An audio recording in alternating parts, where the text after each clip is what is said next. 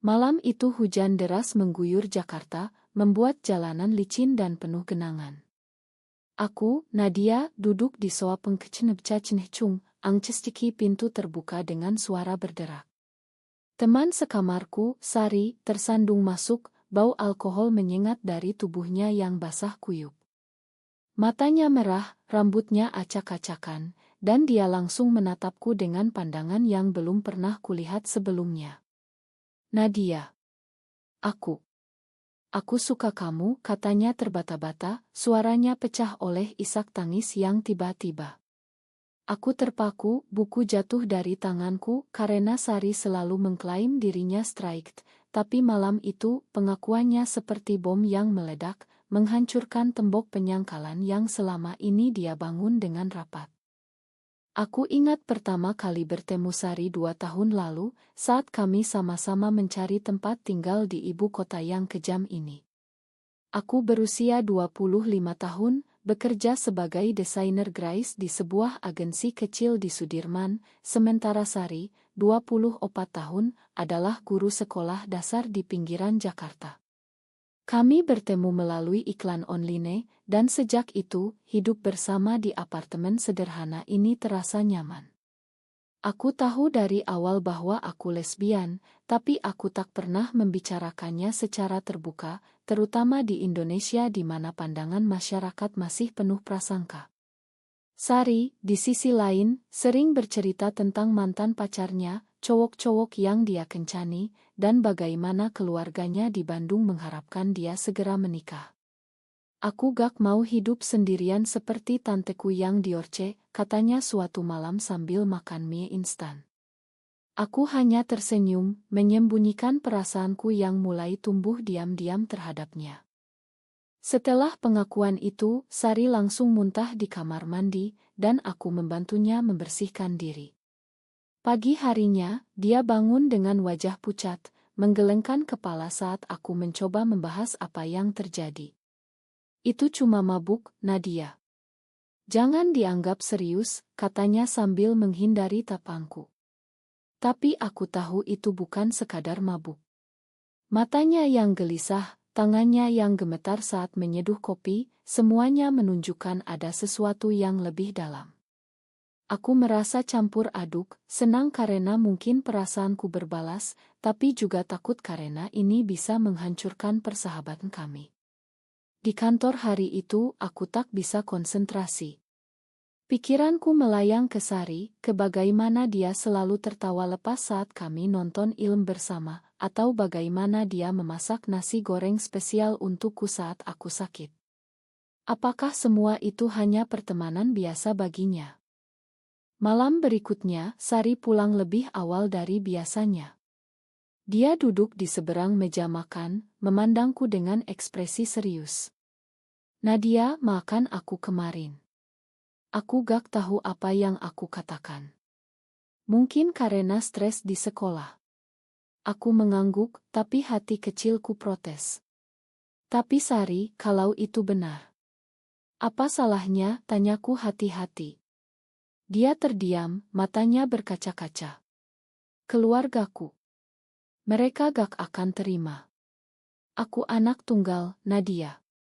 Mereka sudah punya calon suami untukku, anak teman ayah. Itulah pertama kalinya aku mendengar tentang rencana perjodohan itu.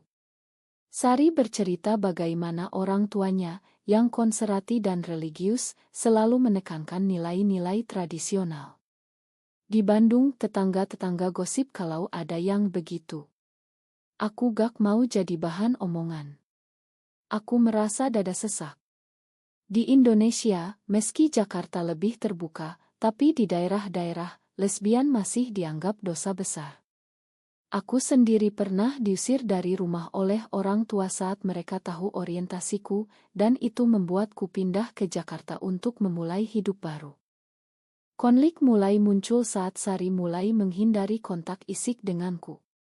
Dulu kami sering peluk saat salam pagi, tapi sekarang dia mundur selangkah. Aku mencoba bertindak normal, tapi ketegangan semakin terasa. Suatu hari, saat kami belanja di pasar tradisional Tanah Abang, Sari bertemu dengan teman lamanya, seorang pria bernama Andi.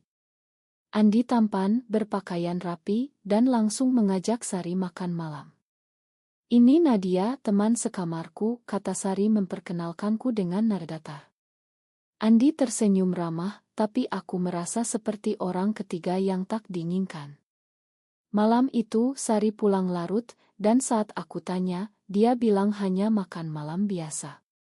Tapi matanya berkilau, seperti mencoba meyakinkan dirinya sendiri bahwa dia bisa kembali ke jalan lurus. Beberapa minggu berlalu, dan hubungan kami semakin renggang.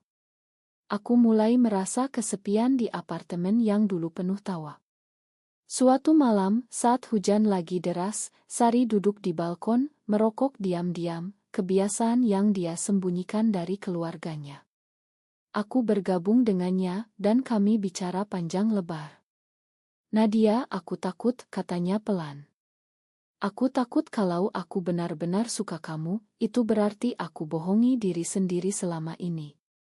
Aku pegang tangannya, merasakan getarannya. "Tak ada yang salah dengan perasaanmu, Sari. Tapi kamu harus jujur pada diri sendiri." Saat itu, untuk pertama kalinya, dia membalas genggaman tanganku. Tapi pagi harinya, telepon dari ibunya datang, mengingatkan tentang kunjungan keluarga akhir pekan. Sari langsung panik, melepaskan segalanya, dan bilang, "Kita lupakan saja malam itu." Aku merasa hancur, tapi aku tahu ini baru permulaan dari badai yang lebih besar. Kunjungan keluarga Sari menjadi titik balik yang menyakitkan.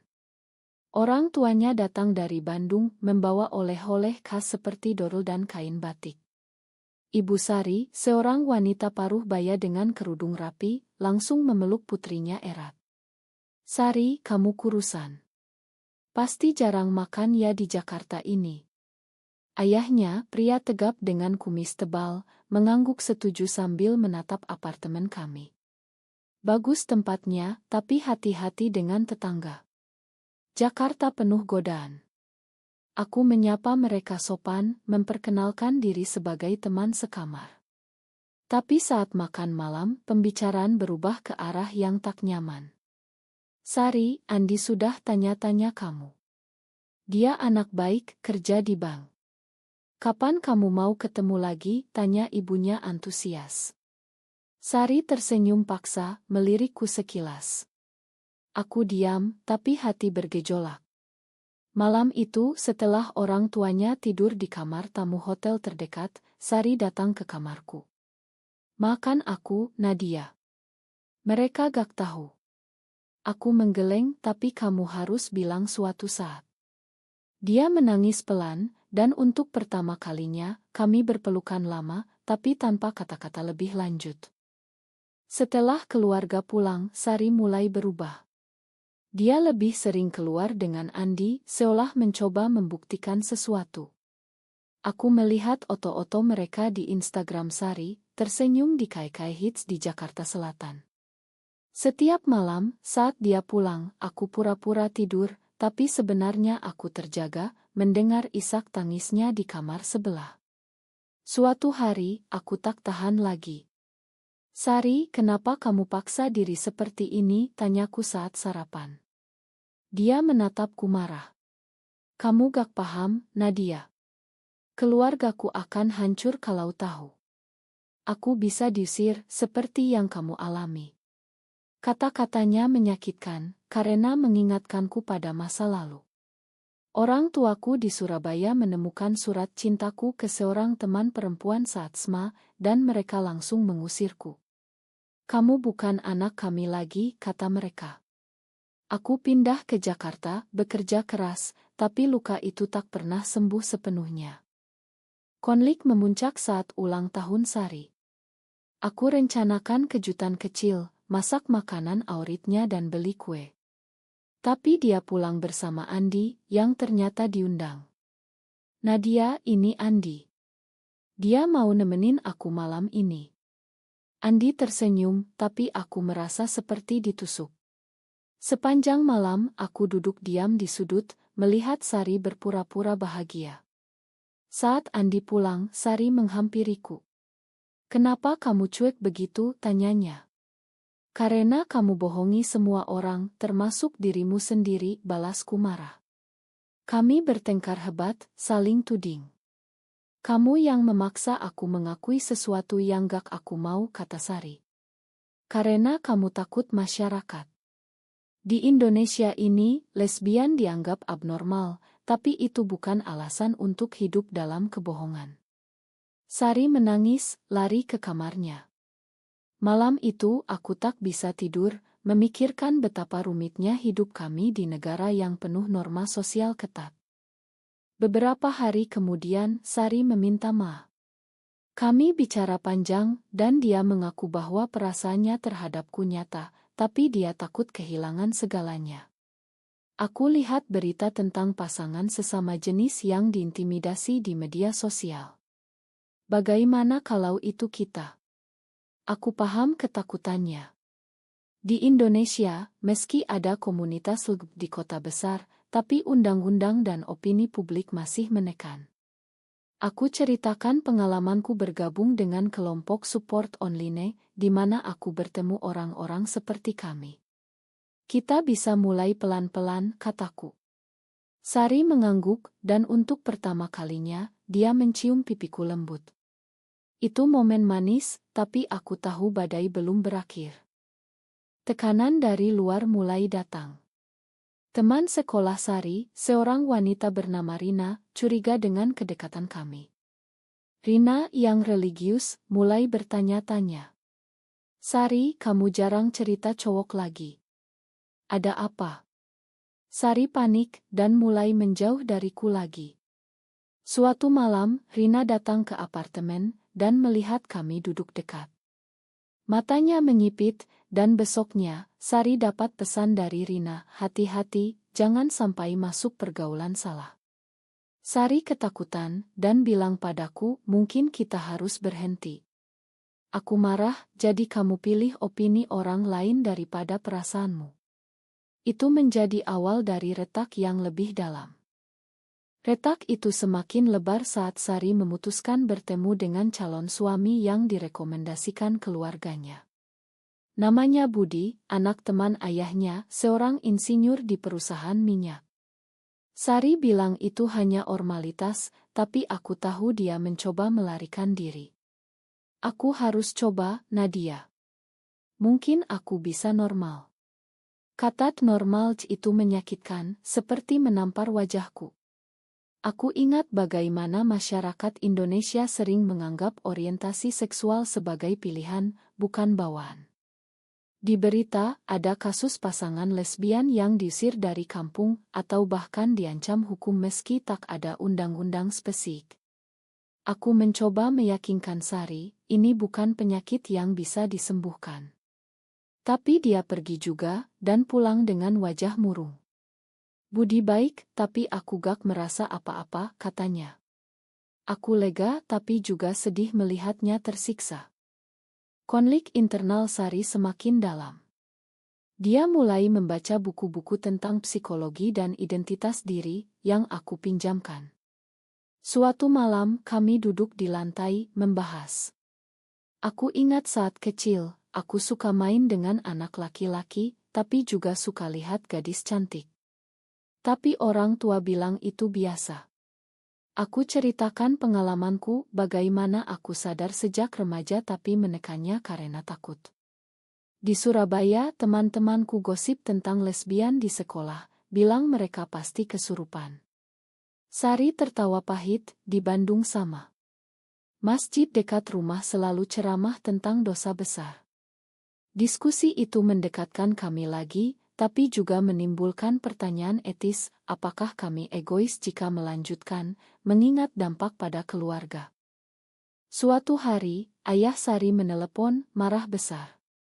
Ternyata Rina telah mengadu, bilang Sari terlalu dekat dengan teman perempuan yang aneh. "Apa benar kamu seperti itu, Sari?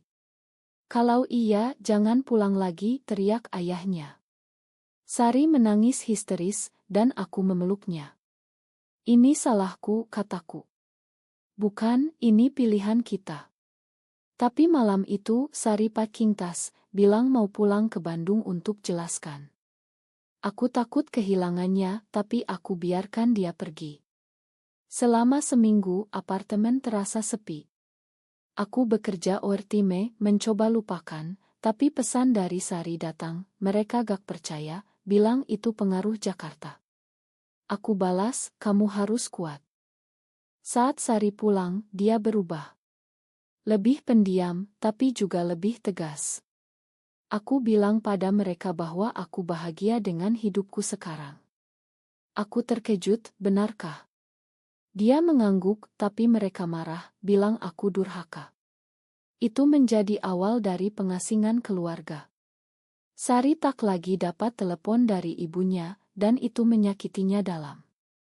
Aku mencoba dukung, tapi aku tahu ini harga yang mahal. Di masyarakat, teman-temannya mulai menjauh. Rina memblokir nomornya, dan di sekolah ada gosip. Bu Sari aneh, bisik murid-murid. Sari hampir resign, tapi aku yakinkan untuk bertahan. Maut Hun Och muncul saat aku bertemu mantan pacarku, seorang wanita bernama Lina. Lina yang lebih berani mengajakku ke acara komunitas LGB di Jakarta. Bawa Sari, katanya. Tapi Sari takut, bagaimana kalau ketahuan. Aku pergi sendirian, dan saat pulang, Sari cemburu. Kamu ketemu siapa? Tanyanya. Itu pertama kalinya dia tunjukkan posesi. Kami bertengkar lagi, saling tuding ketakutan dan pengkhianatan. Kamu yang takut komitmen, kataku. Kamu yang mau paksa aku keluar dari kloset, balasnya. Malam itu berakhir dengan air mata, tapi juga rekonsiliasi. Kami sadar bahwa cinta kami penuh pengorbanan. Pengorbanan itu semakin berat saat Sari dipecat dari sekolah.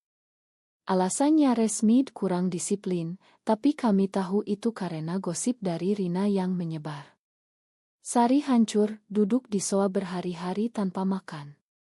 Semua karena aku memilihmu, katanya pelan. Aku merasa bersalah, maafkan aku. Tapi dia geleng, ini pilihan aku. Kami mulai mencari pekerjaan baru, tapi di Indonesia, dengan stigma sulit. Aku usulkan Sari pindah profesi ke online teaching, tapi dia ragu. Saat itu Andi muncul lagi, menawarkan bantuan. Aku bisa kasih rekomendasi kerja di bank, katanya saat bertemu Sari di KAI. Sari tergoda, tapi aku marah saat tahu. Jangan, itu jebakan. Kami bertengkar hebat, Sari bilang aku terlalu posesi. Pengkhianatan datang saat aku menemukan pesan di ponsel Sari. Andi bilang, kalau kamu balik ke aku bisa bantu semuanya, termasuk keluargamu. Sari balas, aku pikirkan. Aku konfrontasi, kamu mau tinggalkan aku. Sari menangis, aku takut miskin, Nadia. Keluargaku butuh aku. Itu momen di mana aku merasa dikhianati. Jadi cinta kita cuma sementara, tanyaku. Dia diam, dan aku pergi keluar, berjalan di jalanan Jakarta yang ramai, merasa sendirian lagi.